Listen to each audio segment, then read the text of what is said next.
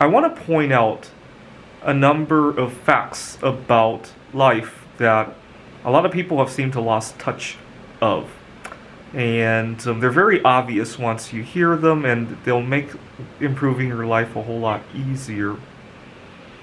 Now, when I was 16 years old, I started taking on an interest in healthy eating. And one of the first things that I let go of was soda. I used to drink a lot of soda. One day when I was 16 years old, I just never looked back again. Now, I really dislike it when I have to tell somebody that I quit drinking soda, because I don't think of it as I quit drinking soda. So I like to think of it as I started drinking healthier things, eating healthier things, doing healthier things. So for example, this is a bottle of Japanese green tea. Now my question to you is, did I stop drinking soda or did I start enjoying this stuff? I think the latter is a little bit more appropriate for my situation. So I haven't drank one drop of soda since 2003. Now sometimes I have friends who think I'm obsessed with the idea, one drop isn't going to kill you, one sip isn't going to kill you. Got to point out two things with that. There is an amount of anything that's not going to kill you, right? Some amount of cyanide is probably not going to kill you, some amount of mercury, some amount of, name your poison, right? Would you go and, there probably even is a small amount of cyanide that might even be healthy for you, right? Probably not so for mercury, but cyanide I can believe.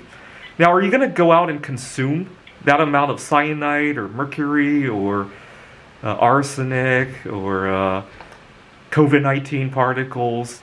There's probably some amount of COVID-19 particles that's not going to cause illness, or it might even protect you from more COVID-19. I don't know.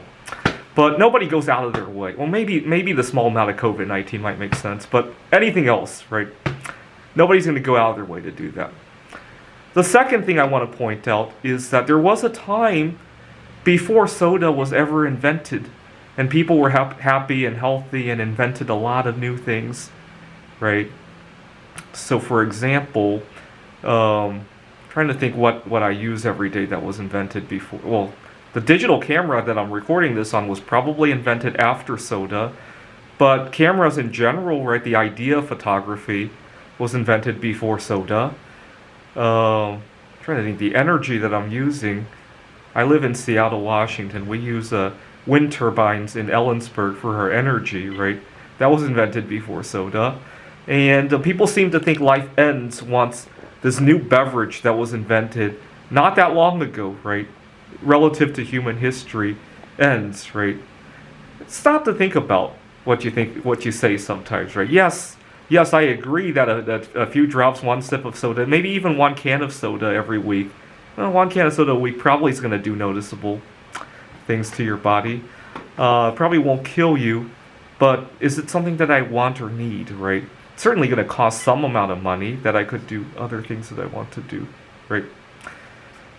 Okay, I'm recording this in late January, and unfortunately, a lot of people have thrown in the towels on their New Year's resolutions. A lot of people make resolutions to lose weight, to eat healthier, to go on a certain kind of diet or whatever. I gotta point out something. Life is more than just about what you eat, right?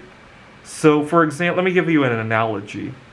So you guys saw on my last video, I talked about some computer games that I'm programming. I'm using a Lenovo ThinkPad, and obviously, the ThinkPad runs off of electricity, right? The wind turbines in Ellensburg, and it charges its battery. Now, the computer does a whole lot more than consuming electricity, right? I would argue that's more of a necessity than anything else, right?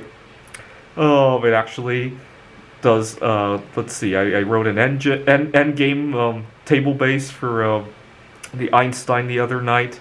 I wrote, right now, hopefully next year I'll be competing in the AI for backgammon.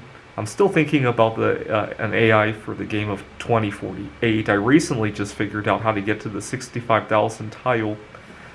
Similarly, we consume calories in order to do other interesting things, right? But a lot of people's lives center around what I'm going to eat, what I'm going to not eat, right? Again, don't think about what you're not eating.